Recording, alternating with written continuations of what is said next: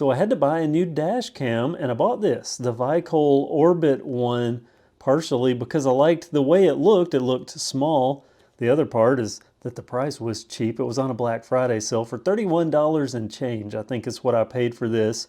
Other than that, I don't know anything aside from maybe that it's 2.5K and that it's small. That was pretty much it. And let me tell you how I got here. I'm going to put a timestamp on your screen if you want to go straight to this, where I try to install it, maybe give you my impressions on this, because since I've purchased this, I found video review after video review from people that were sent the cam.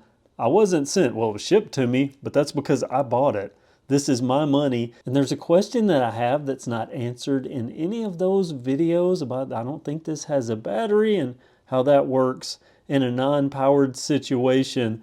I'm suspecting that the reason I don't have an answer for that in all the videos is because people received it for free and they're making a review because of that. So we'll find out on that. But first, let me tell you how I got here, because for the past 9 years and 3 months, it'll be 9 years, I've been using this Polaroid PD-G55H. You know, it's been an okay dash cam. Fortunately, I've never had to use it, knock on wood. I've never had to use it for any kind of an accident situation or something like that, at least for me. I have had files that I've given people, things that it has witnessed to maybe help them out. I've never heard anything else from them once I provided footage. Well, recently, there was an incident. I was behind a car at a red light. They ended up driving through a parking lot over some signs. That was a business. I contacted the business and said, look, I was behind that car. I have a dash cam. I might have the tag number of that car. And I got the card out and I went to look at that footage. And that's where I discovered that, I don't know when, but I know apparently for a while this has been really messed up, because not only did it not get that footage, it picked up a little bit down the road, would record for a little bit, then quit, then randomly pick up again, and then record. Maybe it had 5 footages from one day, and then it was 2 weeks earlier before there was the previous footage, and then there might be a day or two of that, and then it would go back over a month's worth of footage. Just random stuff, so clearly not doing me any good, since I can't rely on this. And that leads us to here with this Vycol. And again, this company is not paying me. I did not receive this for free. I paid for it with my own money. The Vycol Orbit 1, drive safe, happy trip. I'm just trying to see if there's anything on this box, just FCC stuff. I have watched quite a few videos, so I know what's in here, but I'll just show you. There is the user manual, and this has an app that goes with it. You can download this app and get access to the camera via Wi-Fi or Bluetooth, I assume. And wow, that's really light. I like that is light. Let's see. Oh yeah, I would say this weighs twice as much. Well, part of that's probably this suction mount. You'll notice this does not have a suction mount. It has a 3M adhesive, so it can stick directly to the windshield, which I also like. And I know from videos that in this accessory box, I'm going to put that off to the side here. In this accessory box, there are a couple of things. The power adapter, which will plug it into the cigarette lighter. And I noticed right away that this is USB-C. This is the old standard micro USB. So my routing, I've got it routed under my headliner, down through the A-pillar, up under my dash. So I'm going to have to redo that. So that's going to be a little bit extra work. Let's see if this is... No, I didn't get the fancy. Doesn't have the USB port on the back of the plug. So note that. I also know from videos that inside this accessory box is this packet. Little spudger tool to get up under trim plastic so you don't do any damage. It's nice that they include that. And there are these static films, and there are 2 of them. Should be 2. That you can put on your windshield. And then you can mount this to those. I'm thinking maybe it's just so it's easier to remove. If you need to remove this camera, where, you know, a good stout 3M adhesive, you might have to get under it with a blade or something if you need to take it off. I'm going to mount it directly to my windshield and not use these. There's also a cleaning cloth. Wow, that's really soft. A very nice soft cleaning cloth this little guide to tell you to go download the Vycol app, and then an extra adhesive strip. So if one shot didn't get it for you, you have another go. With an extra adhesive strip, it comes with an SD card, and let's see how many gigabytes this is, a 32 gigabyte SD card, and a couple of these clips. I think I have some of these already routed underneath my A-pillar above and away from the airbag to route the cabling. So that's what you get if you purchase this Vycol Orbit. I'm assuming I'm saying the name properly, and I'm just feeling of this. That's plastic. It is vented on the top and the bottom, and that is a protective little film thing here, so that'll have to be peeled off. Well, no, that's probably the microphone. Yeah, see holes there. I assume that's the microphone. Let me see if this, yeah, that does tilt. Now that's max forward, so if you have a flat windshield, like an old VW Beetle or something, the originals, not going to be able to do anything with this cam, at least not with that mount. And there's the USB port, that's the SD card slot. That's the power button. Yeah, just not much to it. Looks like it passed quality control. That's good. Okay, so that means I need to get the SD card in it. I need to get this routed. I don't know how much of this I'm going to show you. I might edit in something here. But I do know from watching other videos that this is exceedingly long. I know with regular dash cams, it's very common with dash cams that use the auxiliary or lighter socket power to not go all the way to where you need it to go to get up to a windshield, especially if you start routing cleanly and go around and up, rather than just having a cable dangling, because usually they're pretty short. I mean, you just plug it, run it straight up, and it dangles. Well, I don't like that. I like clean. So I know this one, though, is going to be plenty long. People are saying this goes a far, far bit. In my little car, it's definitely going to get there. I won't peel that off until I get outside. And this is a protective film, and you can see there's a screen behind there. I'll leave that on until I get it mounted, and I hope I remember to pull all these off. I did watch one review, and they said that any of the negative reviews that they had seen had been people forgot to pull this off and sent it back, said it didn't work. So 2 shots to go directly to the windshield. Once I get everything routed, I'll clean the windshield off well and mount this direct. Again, I'm not going to be using these little films. I just don't like the idea. You know, that would be visible to me. That's a pretty large section where this is not, and this is so small. I think it's going to mount pretty much right behind my mirror. With my old one here, I can't think of a single time that I actually looked through the screen other than when I would put it on my windshield to adjust it, and every now and then it would fall off because of the suction cup. But this one, I'm going to be using the phone app, so I'll be able to easily adjust it. So let's get it mounted, and then we'll try it out, see if this actually works. First, the wiring. This is actually the old wiring from my old Polaroid. Look at that. The Mitsubishi comes with a perfect cable notch in the headliner that allows me to tuck the cable up, over, and down behind the A-pillar cover. Ooh, airbag stuff. Only the second time I've ever opened that, but the cable goes down zip-tied. And then, I've already cut it here, but it was strategically zip-tied across that dash support, and then the vertical support, I coiled up the excess.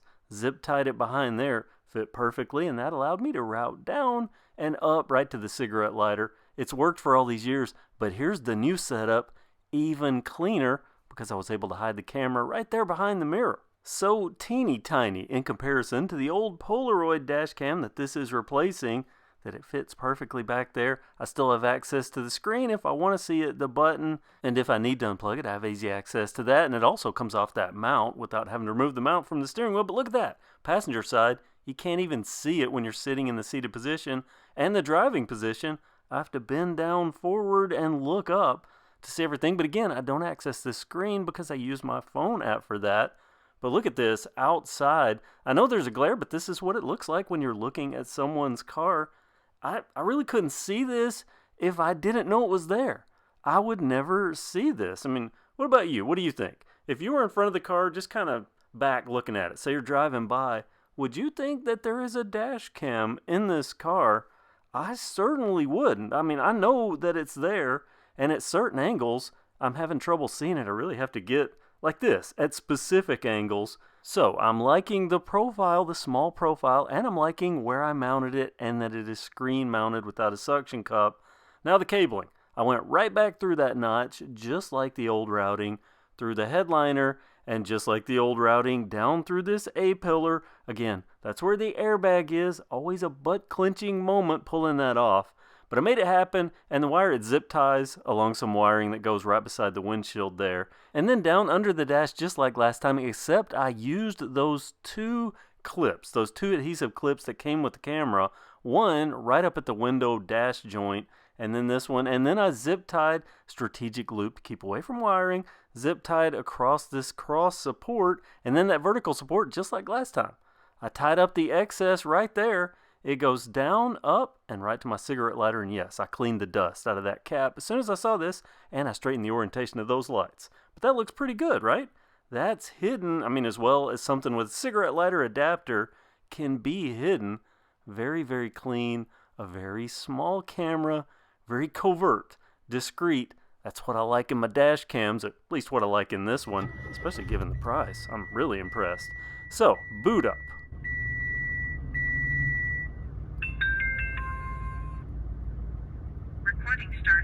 Time from startup before recording commences 5 seconds, and it gets that audio every time. The button. You can press it, get date and time, get for some reason the Wi-Fi password setup, which you can change, but a weird choice to display on the screen with an easy button press. To set everything up, you need to use the app. They have a very easy to use app. Once you get into it, it will ask you to log in or set up an account. You can skip that. I skipped it. It's not required for any of the function. Setup's pretty simple. It walks you through the base setup, and then you just need to connect to the cam, and voila, everything works right out of the box with very easy, very minimal setup. And the app has all the functions you would expect from a dash cam app. I can go in and view all the files. I can save files. And by the way, this will record about an hour and 15 minutes of files with that 8 gig included card. So you might want to increase the size of that card if you take longer trips regularly. Otherwise, it will start overwriting the oldest file by default as it cycles through. Clicking on any of the viewed files or any of the video files, you can go in, you can scrub through. Scrubbing is a little slow in the camera because I'm sure it has an old, slow processor, but it works fine.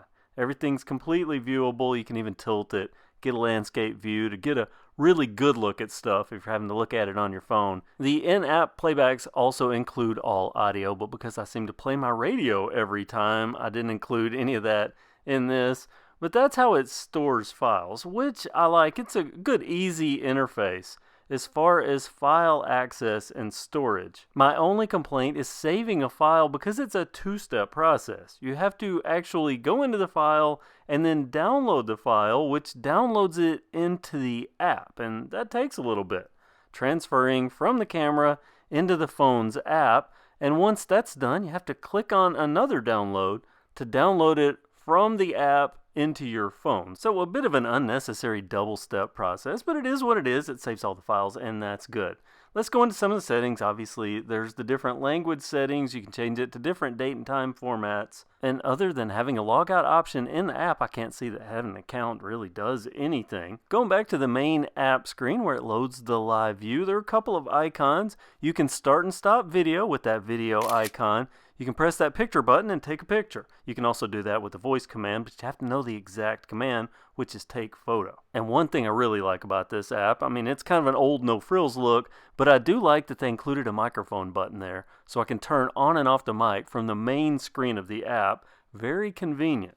Some of the other app options, I'm not going to go through all of these for you, but you can see them. They're all plainly labeled what they do, each one toggleable or adjustable. And I find this to be a good layout and a good mix of controls for the camera. This is more than my Polaroid camera had, at least as far as what I can do with it, like changing the light source frequency to look at. Of course, this view here, 1080p or 2K, is what 2.5K is what this records in, and it only records in 3 time frame slots, 1 minute, 2 minutes, or 3 minutes. I use the 1 minute, and that's that light source. I like maybe if you're in a parking deck or something and the light's flickering a little bit, you can change the light source to maybe help alleviate that. Now there is one section with 2 options here. This collision detection, this would require the camera to be hardwired, since it does not include a battery. And you can, of course, change the name of the camera and the Wi-Fi password, which is displayed on that screen for some reason. So if you don't want it to be 1, 2, 3, 4, 5, 6, 7, 8, you can change that and change the camera name. And should, for whatever reason, you need to reset or reformat the camera, there are options for that too. And that's the app, fully functional, easy setup to get the camera going, and all the controls, pretty intuitive, no problem there. So how does the camera work as a dash cam? I mean, that's what it needs to do. Does it do a good job with that? Well, let's start out in the car wash, where you can immediately tell that this is a color camera thanks to the nice LED lighting hue in the car wash. And once this brush goes past, you'll see a car tag in front of me. I can easily read this, and I'm going to try to blur it for you since technically in this scene I'm on private property, so just don't want to get into that. But I can completely read car tags inside here in a tunnel, so in a carport, anything like that, a parking deck, something like that. I would be able to read car tags very easy. I'm going to speed this up because I want to get to the outside so you can see this camera in perfect lighting conditions with nice blue skies, green grass, or, well, it's winter, so what's left of the green grass. I think this looks pretty good. I can easily read signs, I can see all the colors, I can make out anything that I need to make out. If I wanted to get a glimpse of car tags, I could within my visual range. And that's what I noticed about this cam. We'll talk about that more in a minute. Now the glare here. Seeing a little glare off my dash and a little here when I turn in as the light hits. More expensive cameras might have a polarized filter option. This does not have one, but that's in bright light. Let's look on an overcast day with a little drizzle, and look at that. I can read that Simpsons towing truck. I can read that as it's pulling away perfectly, and off to the right is where a car drove off that hill and why I discovered I needed a new dash cam. I'm going to cut forward to the next red light, and if my editing did well, you'll be able to see just how clearly I can make out a tag from a car length distance away. And as it's pulling away, again, as far as I can read a tag visually in the footage that I've gone back and looked at, I can see it as well on my camera. And this is on a mostly overcast day with it drizzling off and on. And there's going to be a truck that comes by me here. I'm going to freeze frame and I'm going to zoom in and I can make out their entire tag. And I can tell you this is better resolution than that old cam by far, my old Polaroid, and very usable. What I can see is what shows up on the cam. Meaning if there's ever an incident, I'll be able to get the information that I need to get. Here it is. So we've looked at bright skies. We've looked at overcast skies with a little drizzle. Here's some light rain, just to give you an idea of what things look like here. And as I turn left, I want you to pay attention to this car wash across the street. Not the one I was at earlier. A different car wash down the road, but look at that. Across the street, and this is a 4-lane, well, technically a 5-lane because it has a middle lane, but I can make out everything on the signs at that car wash. And as I turn right here, I can even make out the lettering on that mailbox with drizzle. And here I'm at the Target parking lot. Look at the vivid colors there on the Target building. And this far away, you can see how far I am. I can read the Dick's sign from Dick's Sporting Goods if I want to stop in, pick up a bike. And this is in well overcast skies, but everything's still nicely vividly colored. I'd be able to make out any color of any vehicle, even though I did find out most vehicles sold these days are one of 3 boring colors with the exception of red. And I kind of see that now that I'm looking through footage in the cameras. Almost everything's a white, a black, a gray, an occasional red or blue. And I'm in a blue car, so I'm one of the rare ones. And here we are, some night footage. And there's a little bit of drizzle coming down this night, but look at this. I can make out that this is where that Jeep was at this red light. Of course, I was turning left there, but I turn right here. I can make out everything. I can still make out car colors. And from the other side of this intersection, looking into it, check this out, nighttime, I can make out car tags, even the cars that are zipping by me. I can make out car tags. I can make out the car color. I can make out the vehicle type. Should information be needed for footage, this would gather it. I think that's pretty good, especially given the low price that I got this for. I'll put a link down in the description. I'm not shilling for this. I paid my money for it. But look at this. Drizzle. Another good look here at just how well you can see everything. But I'm going to be quiet for a second and let you hear some audio that this records. Tonight we get angry at us. We got a high of 67 today, then a low of 54 tonight. Tomorrow, small chance of rain in the morning, should like around 7 a.m. Then should start getting cloudy after that. Got a high of 62 and a low of 46 tomorrow night. Coming up, Huey Lewis and the News and so much more. It's all right here on Q7. And that's with the radio volume very low. With the window down, audio is quite clear with people walking up. So if someone came up and approached your car from the side, it would get that audio. I tried to get some drive-through footage, which I could hear them, but every drive-through I went through, they gave out my personal information, so I can't use that footage. And this does listen for about 3 voice commands, but you have to know the exact words. I'll put them on your screen. But it does work in the practice that I've tried as long as I got the wording right. Important to remember because it's take photo, not take a photo. It won't work with take a photo. It will only work if you say the specific words, which maybe in a pressure situation means you'll probably be better off going through the app and saving the footage that way. Though I do like the ability to lock footage should an event take place, as long as, again, I remember the exact wording, I can tell it to lock that video, and it'll automatically save it and keep it from being overwritten. You know, good stuff from a cam that I think I paid under $30 for. I'll put it down in the description, a link that is an affiliate link, so note that it's my Amazon link. But I bought this camera with my own money, and I'm impressed with its performance, and now I've shared it with you. Oh wait, one last thing, the important thing when I mentioned there was something that other reviewers hadn't covered, and that is, what about this not having a battery? What about when you turn the car off, say there's an accident or something like that, and it cuts off recording? Is it going to stop recording if it's in the middle of that 1 minute and you lose it all? I mean, how does it save a file with the power being cut? If I take the battery out of my GoPro, I lose that footage that it was writing at the time that I pull the battery.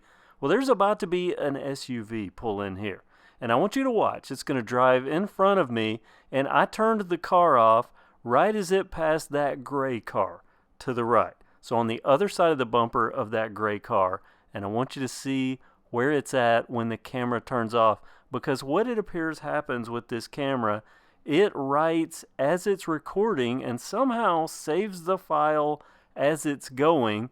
So when you turn it off, you only lose about 2 to 3 seconds, which is quite impressive. And here it is, and there it was. So I lost about a car length, maybe a car length and a half.